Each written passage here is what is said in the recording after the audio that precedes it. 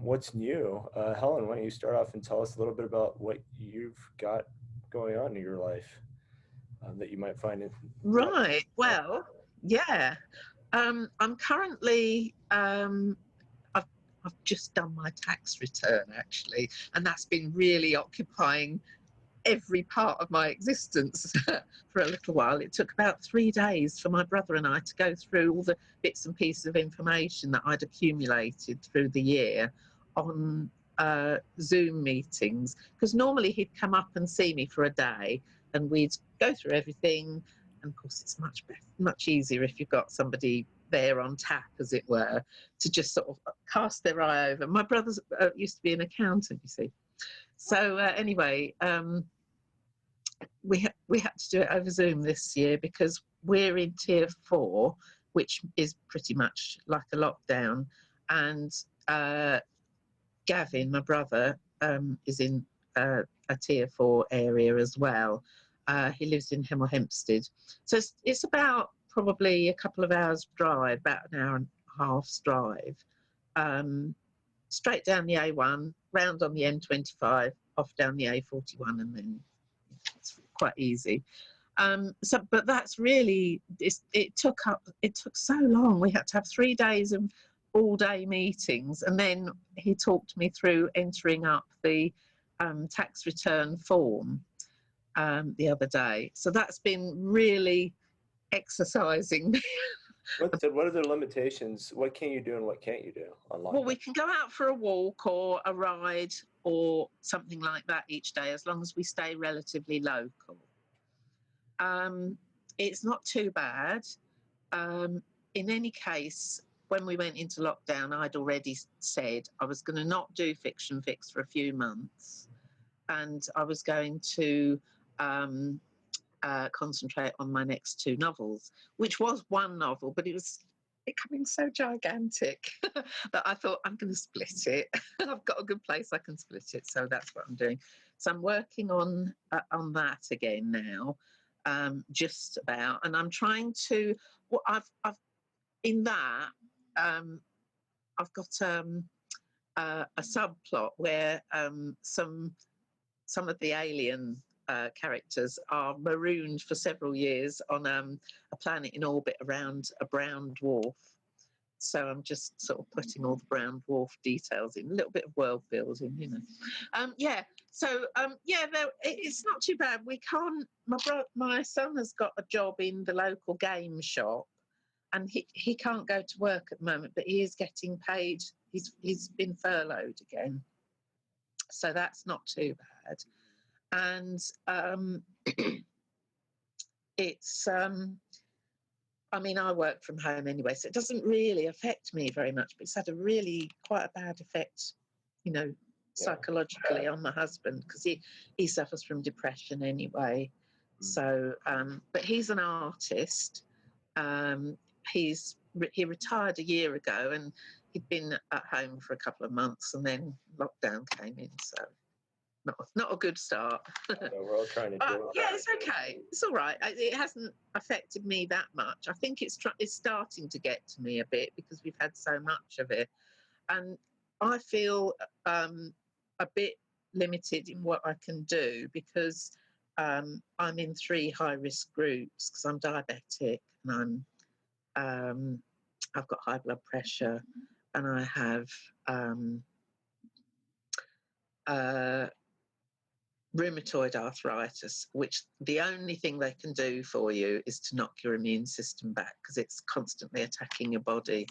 So I catch everything going, and that's not very helpful. But having the medication does mean that I can actually function. Probably wouldn't even be able to function as a writer if I didn't have it. So yes. Yeah, it's not great, but you know, it's better with. I've got like asthma basically, so like chronic bronchitis. Oh right, my brother has that. Yeah, so I'm kind of like I haven't left my house in several months. Really? Yeah, just I work from home too, so I'm kind of in that same situation as you.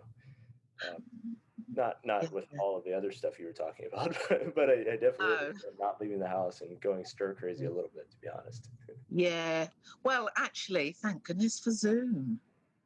Really, you know, I mean, I decided that I would move my writing workshops online and get them going online back in last summer. And I started off doing Zoom, and then I went from a free account to a paid account, because at that point you had to keep stopping and starting.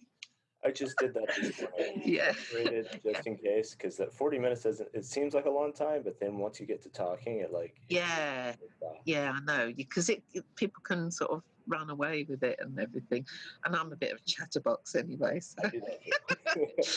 All right, I did want to make introductions. I didn't know how long you guys have both been on here. Well, we've been Go ahead. Just a couple minutes. Oh, just a couple minutes? Okay. So, Helen, this is Jolene. She's also an author. Kind of, I think all three of us write in the same genre, like general genre of science fiction. So that's nice that we're all here together. Jolene, I met Helen on Goodreads, actually. You were kind enough to help correct one of my blurbs, I think. Yes, and so that's how you got on my radar. And then I thought that since you were good at that, and it looked like you have you've got a lot of stuff going on in the way of your website has like recordings, audio, like videos. Oh yeah, I've learned how to make recordings and put them on YouTube. You're very, very prolifically getting stuff out, and I thought that was really cool. That's kind of why I thought to bring you in. I really think that that's the way to go. And I've actually just had an email from one of my learners because I used to do the workshops in the libraries, local libraries, and I've had an email back, and she said, "Oh, thanks for sorting out for me to come to the White Horse Writers, which is a group which was set up by some of my learners in Spalding, from the Spalding Library workshops." But then the lady who set that up also set up an open mic night in Spalding about a year later, and it was music, poetry and fiction. And I did most of the fiction, to be fair, but you know, quite a few people do poetry, and it's a great night, you know. Anyway, so I'd asked somebody from the Huntingdon Library if she was in a group, and she said no. I said, would you like to come to the Spalding White Horse Writers group? They've actually struggled because they were at the White Horse pub for a while, and then they had to move because that closed down, and then eventually they found somewhere else. But pubs in Spalding kept closing. And a lot of places didn't want to do it. They wanted to charge them. So actually, they'll probably keep doing it on Zoom. But this lady, she said, "Oh, I bet you that after a while, when the pandemic's over, it'll go back to being a local thing." And I've just said to her, "I don't think it will, to be honest. You know, because they've struggled to find a home." So yeah. Anyway, yeah, so I have got a few things going on. I've made a few little videos about a couple of my workshops, try and sort of talk a little bit about what I'm going to do in them. I have book trailers. Well, a bit of everything. And I've got to say, it's great fun making book trailers. In fact, Mike and I, we're friends with a band locally, and we did looks like somebody else is joining us, so that's great. We made a little video of each other dancing. Hi. Hey, Justin. Hello. Hello, this is Justin. He's another writer who not published yet, but is working on it. So just because you're not published, it doesn't mean you're not a writer. That's good to hear. Thank you. Yes, definitely. No, because I mean, I've sort of written ever since I was about 14, and obviously I published Flood Tide about probably 6-7 years ago. And, you know, life gets in the way. You know. Right. I mean, yeah, but it's quite funny how I came into doing my writing, and I didn't do it full time. That's a question on the list that I have to ask, actually. Yeah, tell us a little bit about that. Okay, so this is Flood Tide, which is the first thing that I published. And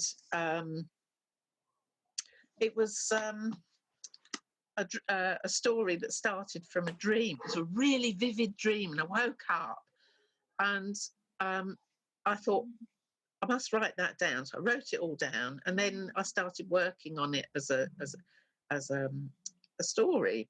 And I was about 21 when this happened, and I'm 66 now. So it took me quite a long time I think I was 59 before I published it. Oh, that's awesome. Yeah, so it's like a sort of 40-year journey, you know, to get published. But I published it myself because I thought, well, I'm nearly 60. My health isn't great. I think if I wait around for a publisher to take me up, I could be waiting around forever. And so I just thought I'd have a go, you know. So yeah, that's neat. From a dream. That's so. My book's just launched yesterday, and it started about the same. It's kind of a similar situation as well. It was like about 10 years ago. I had a really weird dream, and I wrote down the high level of like what happened, and then I started writing. What happened to me was the book is nothing like what I dreamed about now. Did that happen to you? I've thrown away most of the original 23,000 word draft. I think there might be an odd phrase or sentence there that was in that original draft. But the thing was, it was a starting point. When I came to actually start writing properly, which happened because I had several miscarriages when I was trying for a baby. I didn't get married till I was 35 because I didn't meet my husband till I was about 33. And so obviously I was quite a bit older, but I found out later that I'd got 3 problems that cause miscarriage, and we still don't really know exactly why I had a series of miscarriages, but it looks like it was probably a combination of factors. So, you know, there's nobody else in the family that's had them, but they do seem infertility and miscarriage problems can be associated with dyslexia, dyspraxia, dyscalculia, that sort of side of things. And I've got all 3 of those. So that's why maths and me don't mix. But having said that, I've always been very good at English. And once I'd actually started reading, which was not very early. By the time I started, I could really read properly by the time I was about 7. But my mum taught me, because they had this weird idea at school that you had to be able to sight read. In other words, recognise words just by sight. Well, a dyslexic person can't do that, and most people can't do it either, not without learning to associate the sound to the letter. So, and that method works for dyslexic people, and if it works for a dyslexic person, it will work for anybody. So that's how my mum taught me. And by the time I was 9, I started reading. Well, I had a reading age of about 13 then, and I started reading science fiction, and I got hooked. And my dad used to read science fiction, so I read all his books, and I went through all the James Bond books as well, because they're kind of sort of a little bit science fiction-y, and I love all that stuff. So that kind of gets into the stories and that. Is your Flood Tide book science fiction? It's science fiction with a big dollop of fantasy. Okay, that's kind of what I'm doing as well. Yeah. So this is the back cover. Nice. Okay. Very good. So yeah. was my artist did a really nice little thing for me that he put the a small thumbnail of the cover on the spine, so that on the shelf you can see which book Yeah, it is, that's which I nice. think is really That neat. is nice. Yeah, it's really good. Yeah. The cover, Um, can I ask you about the cover? yeah. So that's one of the big things that keeps coming up in these podcasts that I'm listening to is about getting the cover right. Um, how did you approach that? Did you just decide you were not? I took a stab at mine, but how did you approach it? I've originally published the ebook with a self-painted cover because I'm not a bad artist, but I've had no training whatsoever, and I had to learn how to use Mike's acrylics. My husband is an artist, and he paints in acrylics, and so I had to learn how to use them because I've always used at school. When I was a youngster, I just used poster paints. They're not very easy to use, acrylics, to be honest, and if you've made up a colour, it's very difficult to get the same exact colour again in the same proportions. So, but I did a cover. I kind of put lots of things into it. I think I should have done something a bit more simple in the end. But then, partway through the year between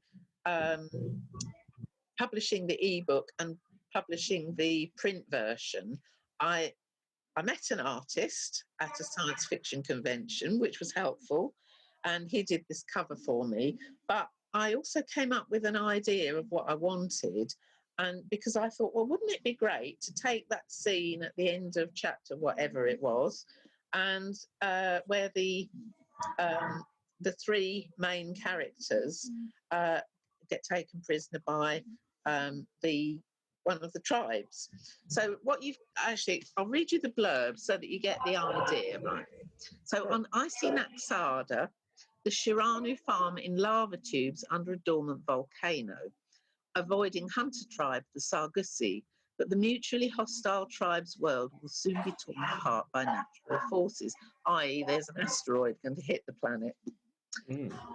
Planetary geologist and astronomer Georges Krater, part of a team observing an incoming asteroid, becomes telepathically linked with Yado, a Sargusi man, as he cements a relationship with the lovely Shiranu female runaway, Sulkar. Georges enters this precarious balance of nature to rescue both tribes from the destruction about to rain down on them and help resettle them on a safer planet. But as a consequence, Hello, I'm sorry I'm late. I'm a consummate night owl. I worked 2 a.m. and I wasn't even aware what day it was when I woke up. Sorry. Oh, bless you. Thanks for joining. And then I got the note that said, oh, writers. Oh.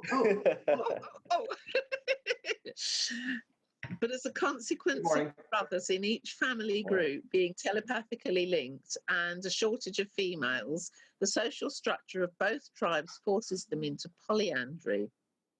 How they practice fraternal polyandry, and all the brothers in one family group are telepathically linked.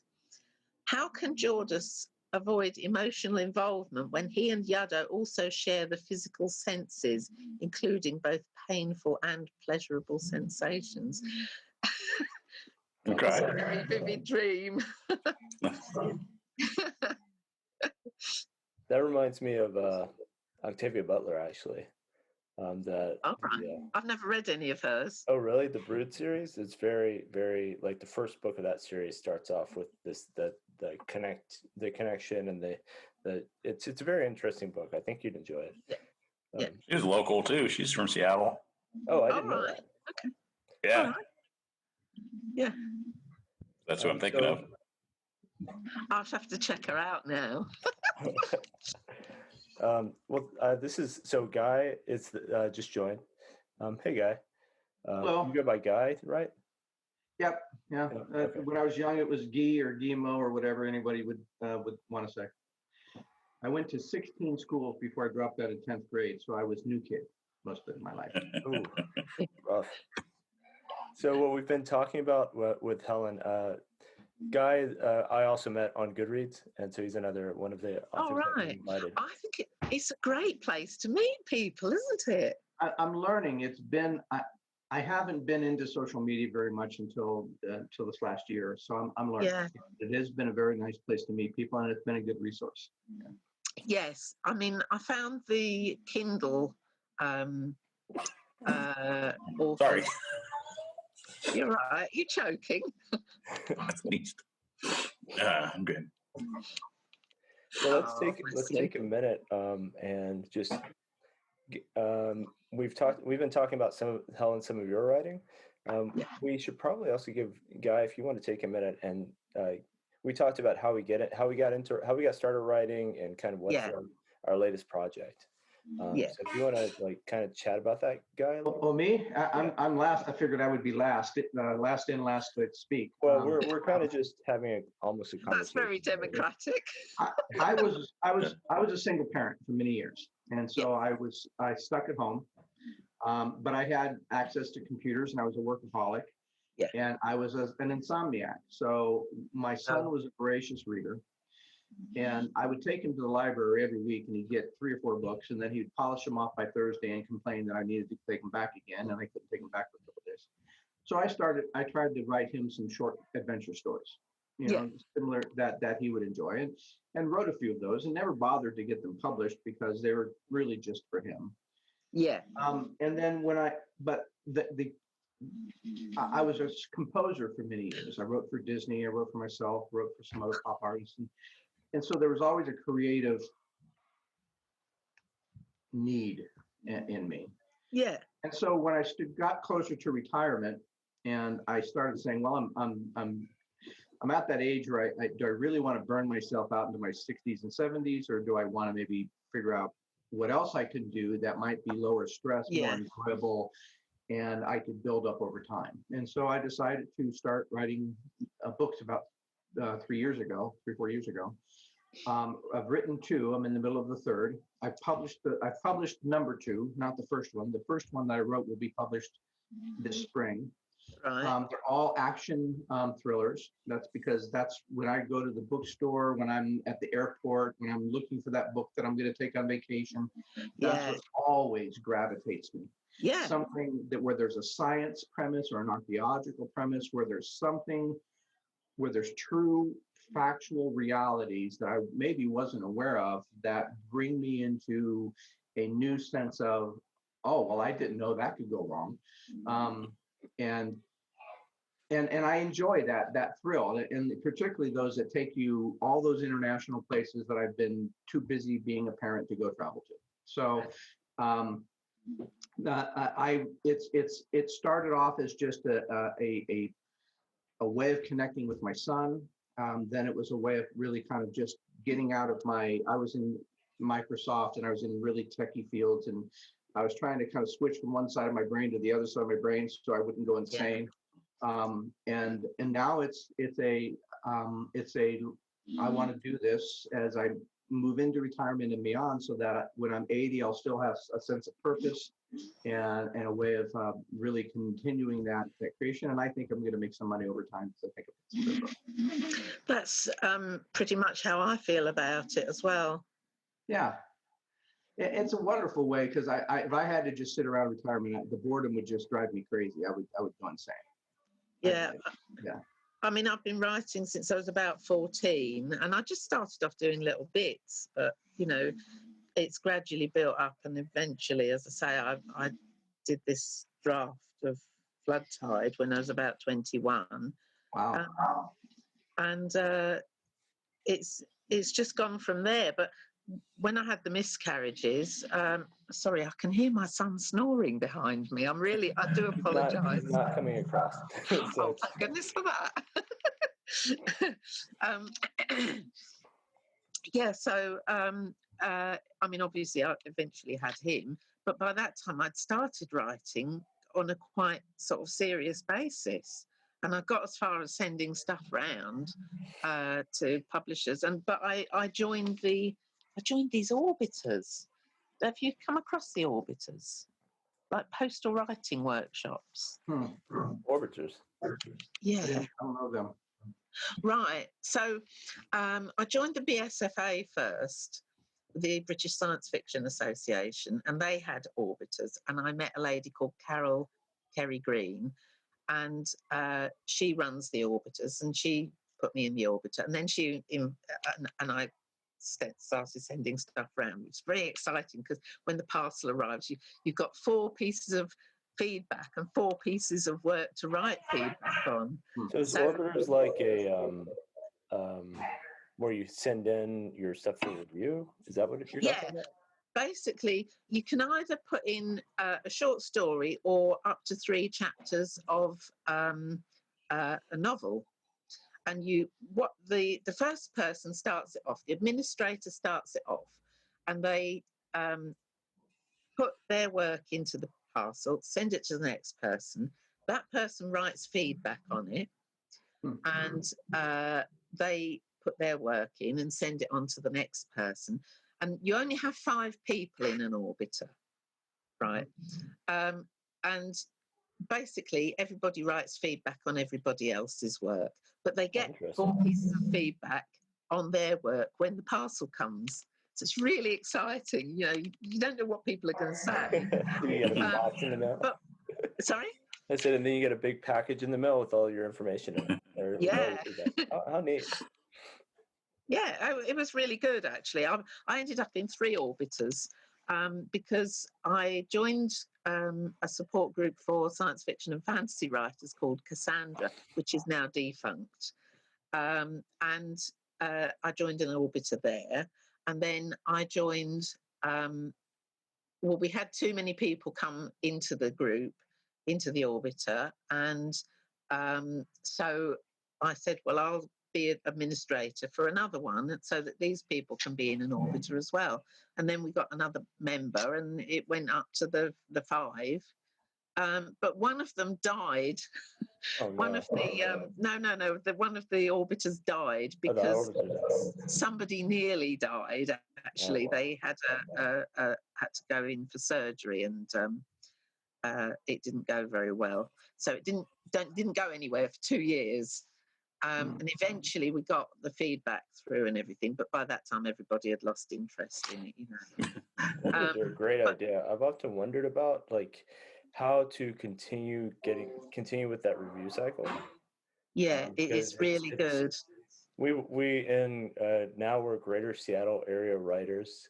And we were Auburn writing group, so we were pretty local, and we're trying to expand to get more people in so that we can get more active participation. Yeah, and that's something that's a bit of a challenge in a writing group, because a lot of people join, and I've done the same thing in the past. Like, you join with the best of intentions, and then you get busy. Like right now, I've been really busy trying to publish. Yeah. So so it's like can't always keep up.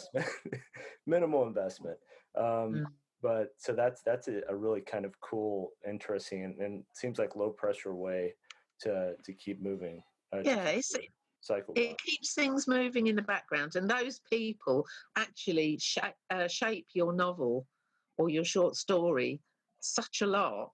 And everybody shares all the little tips that they've got. In fact, sometime.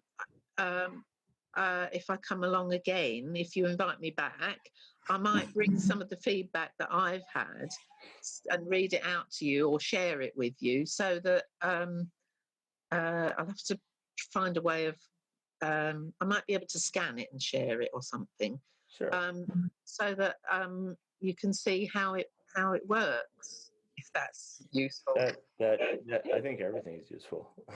And that's kind of talking. Go ahead. That's kind of what we've done, Chuck, with the it's just kind of more instant, I guess, with our passing around. You know, we just share it like as a document in our writing group here, and then each person writes and gives their feedback, and then say, okay, which is kind of the same thing. Yeah, it is. It really is very similar, and it's really the modern way of doing it, because obviously you had 2 weeks in which to write your feedback. Now, some people couldn't do it, and they would have to say, "Oh, I'm really sorry, I'm going to have to pass this time. Just send it on," you know. That's an It interesting. is a really good thing because you learn what other people know, and what you know helps everybody else. So it's a really good way to learn stuff. Absolutely. Guy, Yeah. I have some questions. I have a question for you Sure. on a slightly different topic, because I know that you've done a lot of. I want to switch a little bit. Okay. Sorry, Helen. If you can Yeah, continue, I didn't mean to cut you No, off. that's fine. Okay. So I was curious about your review process because you have a lot of. We were just talking about getting feedback, and it seems like you've gotten a lot of reviews on your latest Swarm. So if you can maybe tell us a little bit about Swarm, and then what's your strategy? Swarm started as a true story in early mid 90s. It started with an AP article I found about a program that had escaped the Lawrence Livermore laboratories at Sandia, and it listed the name of the FBI agent in charge of the investigation and the scientist in charge of the program. And I couldn't find anything else beyond that one AP article on this story, and it fascinated me.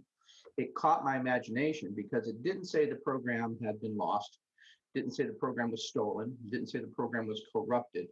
The verb it used was that the program had escaped. Oh, right. And I thought either that is a really bad typo or that is a really interesting slip. And I chose to believe that it was a slip. Yeah. And so I spent months. Now, I was in the technical field, so I spent months trying to research and trying to think for myself, how would you architect a program so that it could physically escape a government laboratory? And then I asked the more interesting question and the harder one to answer. Why would it want to? Because it became from all that churning, I created a webisode series about this spy program that had escaped and joined this underground hacker group. And they were kind of like the Robin Hoods. They were like white hackers. They were basically there. They were really incredibly talented hackers that could hack into anything, but they were really there to kind of help prevent the bad guys from getting away with stuff. But nevertheless, the government was always after them. And now that they know that that they have this top secret program at their access, the government is all over them. Well, I ran about 12 episodes. It was a big hit online. Many of you guys are probably too young to even remember. The AOL optioned us. We were talking about, I had a Hollywood agent that came in and then did the deal, and it was like, oh my gosh, I just had the story to tell. And then the FBI came to my house. Oh, and asked us gets to better. check it out. Now, their story at the time was really lame. Well, we think that this interactive storytelling could help terrorists get ideas against the U.S. Well, this is in the early 90s. Nobody had even heard of terrorists back then. That was a Mogadishu problem. Well, it turns out, and I'm sorry this goes a little long, but this was the reason why I felt like I had to write Swarm. In 2016, there was a CIA server that was hacked by the Russians. And in that server was a bunch of cyber toolkits, spy toolkits. All of those toolkits were the attributes I had assigned to my program. I basically said, NSA, Lawrence Livermore, is a spy lab. They do cryptology and signals lab. So basically, it's a spy program. So I asked myself, what would they want a spy program to do? And I made it do that. And it turned out to be right. Who knew? So I lost it. I had to take it down. I had tail between my legs. I went and got a job at Oracle and blah, blah, blah. 20 years later, after I realized that I was right, I decided to go back and rewrite Swarm. So Swarm is about artificial intelligence, cyber espionage, cyber war, and mixed with all of that is end time prophecy, because they all actually tie together. And in ways that most people don't realize, not in the fanciful, mythological these kind of ways, but they're actual practical things that are happening. And this basically takes the premise of how would end times look like if an AI were looking at it, right? If an AI were interpreting it. And so I brought this computer 30 years into the future, and now it has reached singularity, and that's the premise of the story. So it was very interesting to go through because I realized so much of it was true, and then I basically extrapolated from there. So what you'll see in Swarm is a ton of research that takes you right up to the edge of what's really happening today in politics, in church corruption, in AI technologies, in AI weapon technologies, AI cyber technologies, and combines those into a thriller that makes you feel like, wow, this really could happen. you know, and that's the premise of it. And so I'm actually working on the sequel right now. Fabulous. That is I amazing. think writers tend to be very good at just finding a little sort of nub in that they can develop. This doesn't feel right. There's a story behind this. If I can't find the story, I'll make one up. Right, exactly.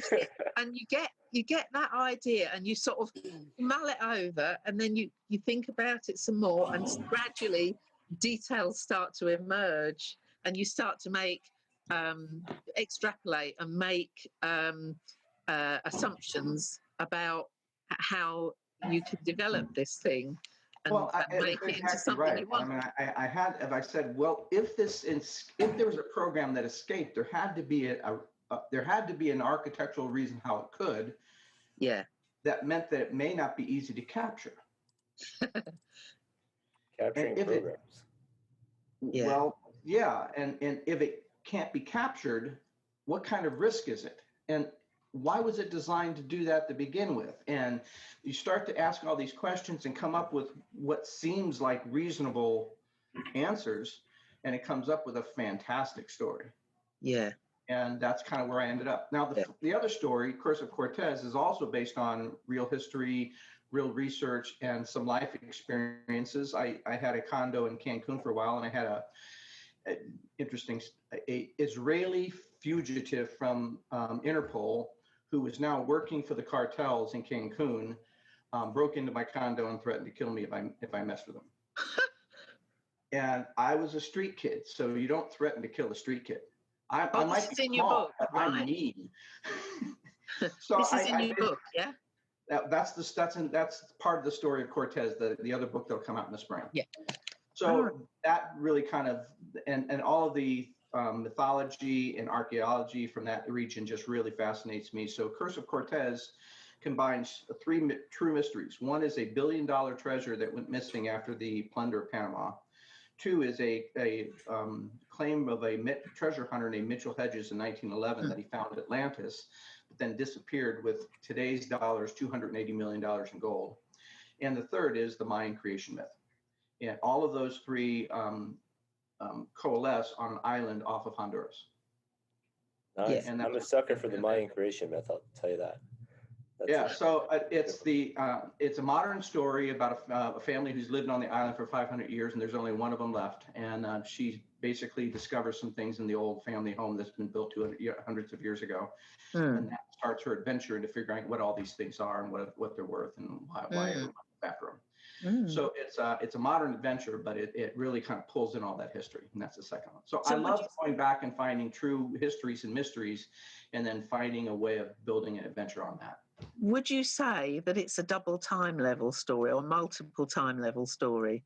It's definitely got an epic feel to it because in the family, the story that I actually wrote for my son 30 years ago was essentially the original part of how this story got started.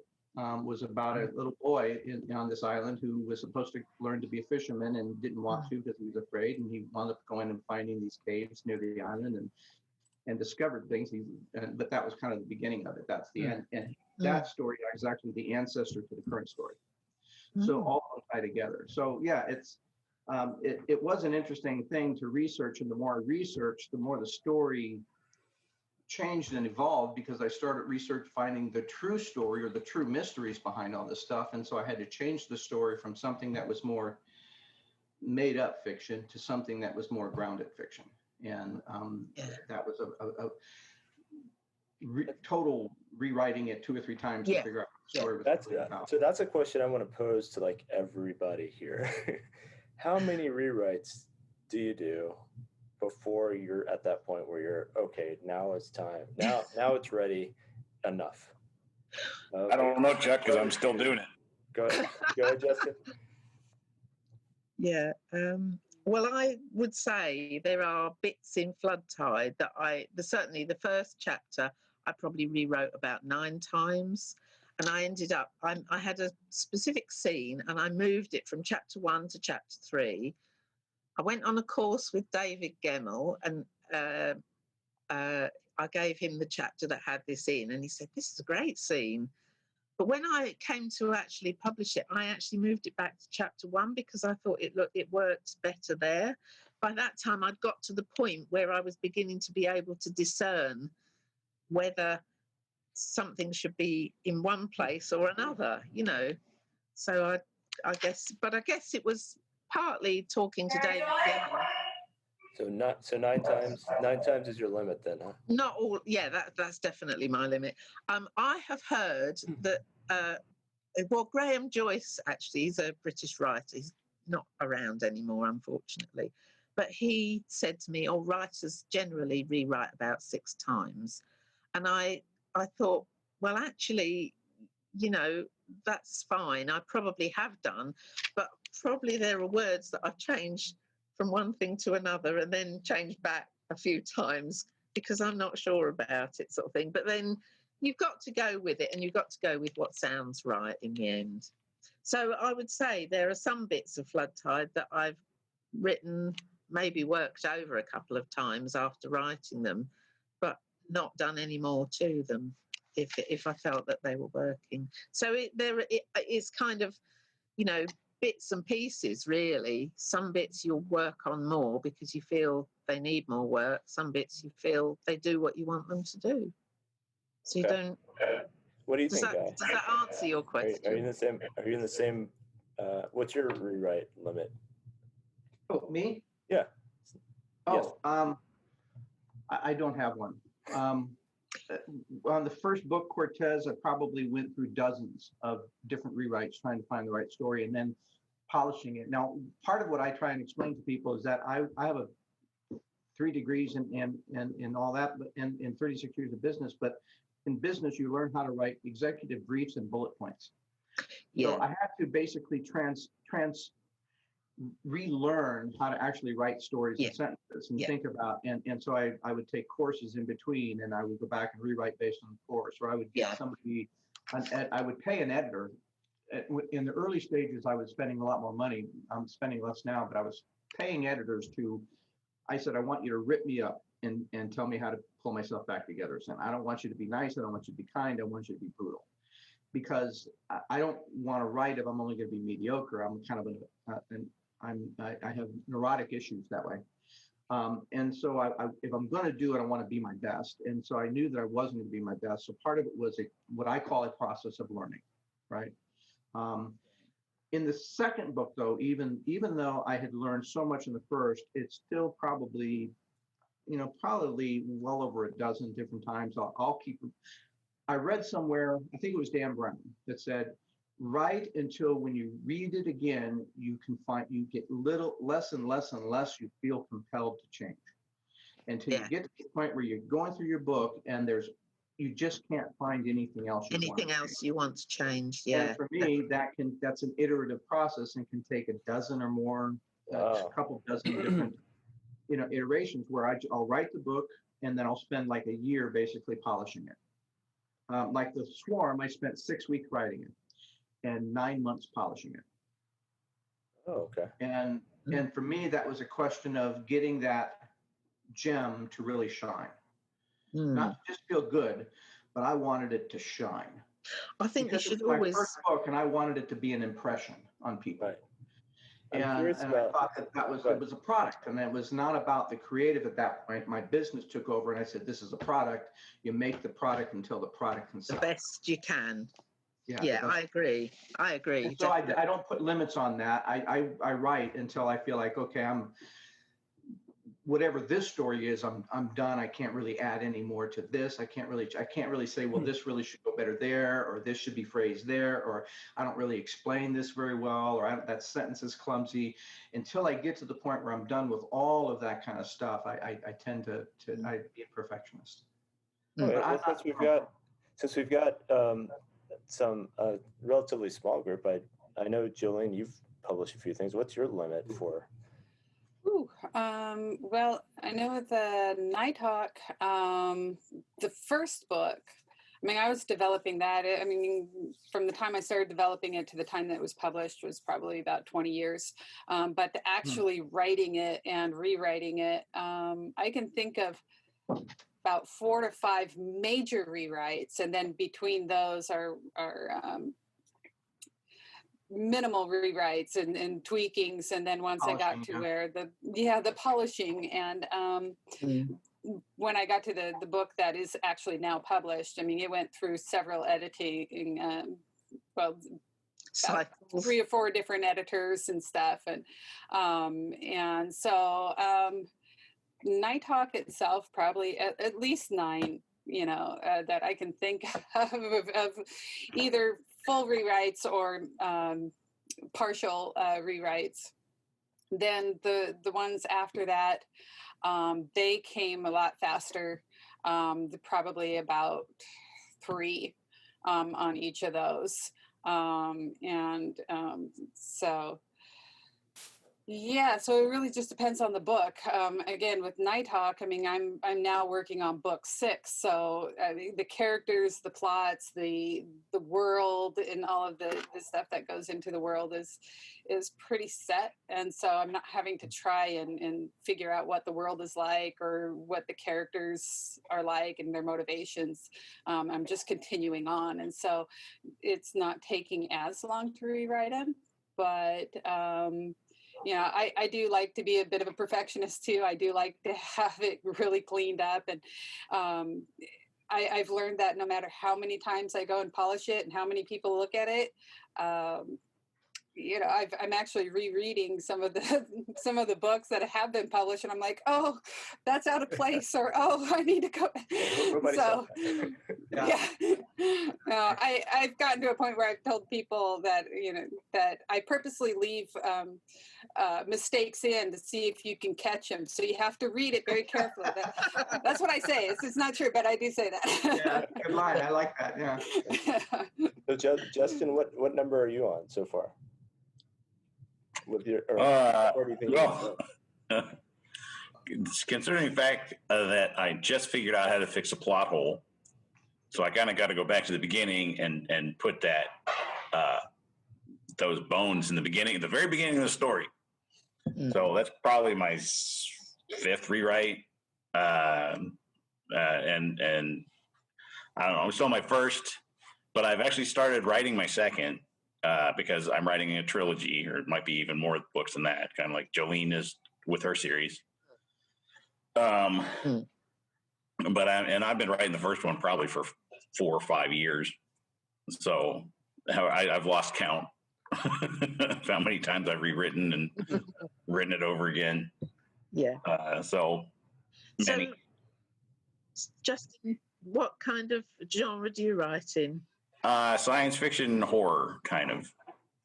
So it's like okay. I guess the closest thing would be if anybody's read the Gunslinger series from Stephen King. It's kind of like that. Okay, I'm not a Stephen King reader, I've got to be honest, right. But I know of him, so yeah. Fair so enough. It's a mix of science fiction and horror. So yeah. I think for me, I probably write either a science fiction with elements of horror and fantasy, or a fantasy with elements of science fiction and horror, or any way around like that. Yeah. Yeah. How about that's you? An interesting Jenny? question. So one of the things. Go ahead. Mine. Yeah, Nighthawk is a science fiction action series. Right. So, yeah. It sounds like it might have a little frisson of fantasy in it as well. It is, yeah. I mean, most of the time I'll say science fantasy action, and sometimes people get it, some don't. So I just kind of adjust. But when people get confused, it's like, well, what kind of genre? I go, think Star Wars. That kind of genre. So that's the genre. Yeah. So, yeah. And Andrew, what about you? I'm sorry, I know you as Andrew rather than Charles. Yeah, that's my yes, and I respond that way. In name? Goodreads, I'm signing everything Andrew, so that's why I just try to. I don't know why that's my middle name is Andrew, and I used to go by I used to go by Andy actually when I was a lot younger. So Yeah, go So with how the do you name. like to be called? What do you like to be called? I like to be called anything. Normally, most people who know me call me Chuck. But the fact that people are interested in addressing me at all is kind of a bonus in my book. So whatever you need to call me that. That's good. Chuck. Well, it's interesting. I recognized your face, but not the name. And now that you say Andrew, I said, oh, that's right. Yeah, That's I'm the the guy. connection that was, I was like, okay, that's the Goodreads connection was Andrew. And I could think, oh, yeah. Okay, Yeah, me. I Yeah. write. I think it's dystopic science fiction. It's science fiction dystopia, but it's Yeah. not like dystopia like end of the world apocalypse dystopia.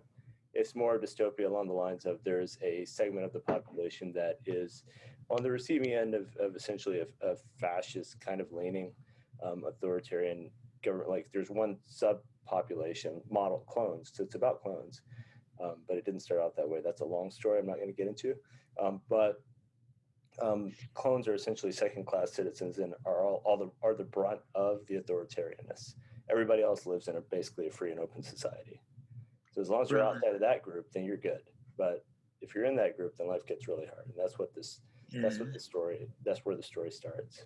Yeah. So I imagine the last 4 years have been very inspirational for you. There's been a lot of stuff I could use. Absolutely. Yeah, exactly. I've been using a lot too. What's that? Like, I've been using a lot too. It's like, oh my gosh, you can't write stuff like this. Right. Yeah, exactly. I just take it and put it in. Yeah. Now that works. Yeah, exactly. Yeah. So it's been a lot of fun too, and a little bit tragic to write it during this time. I didn't realize that it was going to line up quite so nicely. I told people that I wrote it in response to what was going on, but I actually started it kind of like I told you, 10 years ago is when this journey started for me. So I think the thing about Trump is probably that he's crystallized a lot of people's ideas about politics and where they stand in relation to politics. I've got to be honest, I didn't intend to model a character in the book that I'm working on at the moment on him, but he is like the world president, and I started seeing parallels there. kind of just sneaks in, doesn't it? As Trump got more and more excessive, you know. Yeah. It was. Yeah, I'm the opposite way. I'm like, the world sucks. I'm going to go devolve into my fantasy world where I'd rather live. Yeah. Because I don't want to bring any of that into my book. Yeah, well, it just depends whether it fits or not as well. Yeah. Yeah, exactly. So we've got about 8 minutes left. What I'd like to do is give. Well, Andrew, you asked real quick. I don't mean to cut in, but you asked about my reviews. Oh yeah, So yeah, I do want to know about that. And what I did when I first started, before I published, was I went out and I tried to read as many articles about what to do to get noticed. And I read a lot of articles about places to get reviews from. So part of my initial promotion budget was to say people won't buy a book with no reviews. So the first thing I need to do is get some opinions. And honestly, there was a little bit of insecurity there saying, I don't know how much I want to put on ads and other things if I get a bunch of opinions saying, well, this really sucks. So I wanted to, there was part of it was validation. So I put a chunk of ad money into buying reviews up front so I could get I wanted to kind of build an initial base of reviews. Now, there are some that I wouldn't go back to that they either were overpriced or they didn't do a good job. So then there's some I would go back to. And then I also did a newsletter out to as many of my friends and colleagues and contacts as I could to say, hey, I've been telling you about this for years. I'm now published. Go out and buy a book and I need you to do a review. And then immediately before I'd even had any of those really come in, I also did a Goodreads giveaway to try and build up some, at least awareness on Goodreads that I even existed. Yeah. And so between those, all of that, I've been able to get, like of the paid reviews, I got like 6 paid reviews and all of them were 5s. And then I've been able to gather some Goodreader reviews and then some Amazon reviews. And so now in total, I've got about 30, averaging about 4.95. Right. So that is, and I'm not paying for reviews anymore because I'm kind of done. I've established an initial base. So that was my purpose, which was so that when people went in to see me, there was at least some reviews on there. Something there, yeah. Something there. So now that there's something there, I'm no longer paying for reviews. I'm moving on to either advertising, and actually I'm trying to save money to publish the next book. And I'm trying to debate the one thing in those of you who have published for a while, I'm trying to debate whether it's worthwhile to do an ad on a major publication like Publishers Weekly, which are expensive, but it has a really, really broad, huge audience. So I haven't really made my money back yet. So there's a part of me that's like, well, do I really want to spend more money if I haven't really even made that money back yet? And that's the whole part of all of this I'm unsure of. Yeah.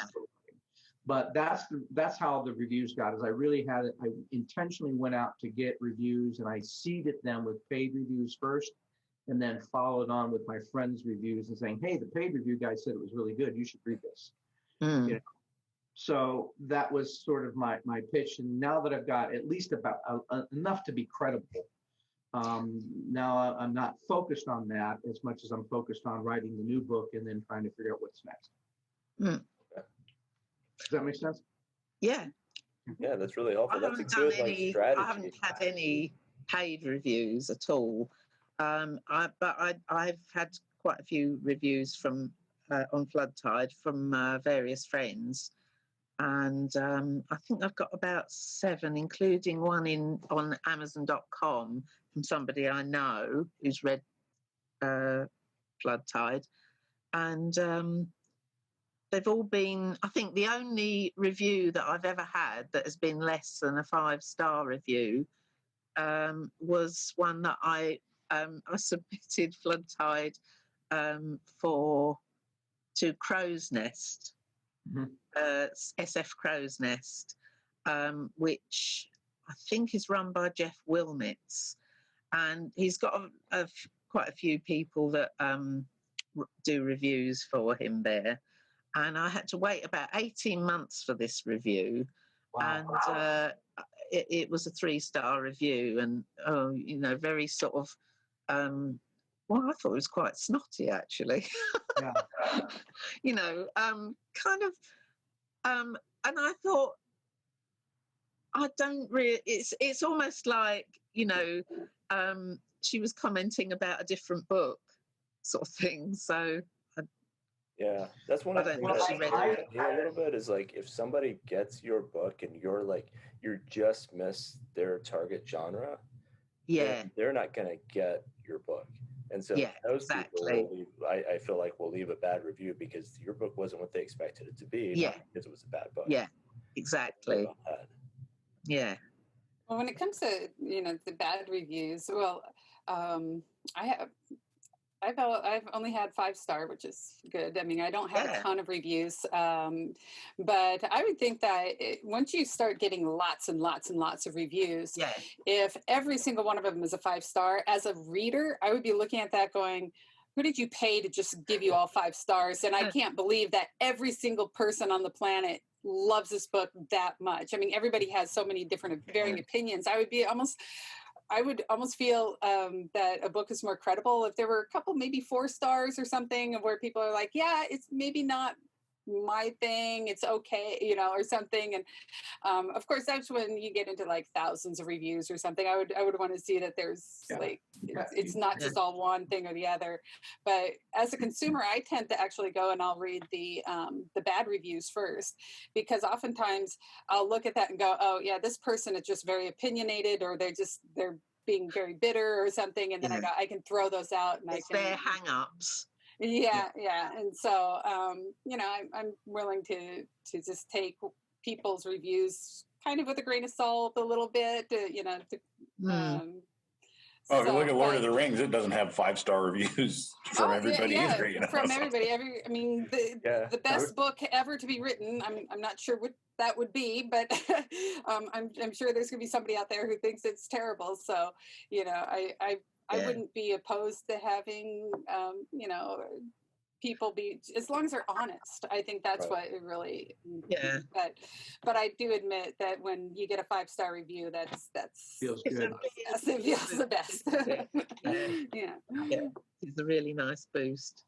Awesome. Yeah, my first editorial review was 5 stars, and I was really excited about that because that's like a confidence boost, especially for a first time like publisher or author. I'm already insecure, so anything I can do to like keep myself out of the depression or keep myself, actually continue writing is good for me. So I'm happy with that. And I think for me, that's what the value of the reviews were to me, was that they encouraged me to keep, because it's years of work and very little pay, and you got to keep it's hard. You got to have an internal motivation, and while you don't need somebody patting you back every morning, occasionally it's nice. Yeah. Just to say keep going, you're doing a good job. This is definitely. All right, let's close on an upbeat. This is a really good place to close. Thank you, Helen, and thank you, Guy, and thank you, Jolene and Justin. I appreciate everyone coming out. Justin, we could probably chat for a few minutes if you want to jump over to Teams or something. Really appreciate you taking the time. And I'm looking forward to reading both of these books. Well, Andrew, thank you for setting this up, because one of the things that I mentioned on Goodreads, and to me was, and even Facebook, said it's great to start building a community and to see people's names and what they're doing. This is much more dynamic and meaningful and impactful to create friends from. And I've been asking if there was a way of taking all those Facebook friends and creating Zoom calls from them.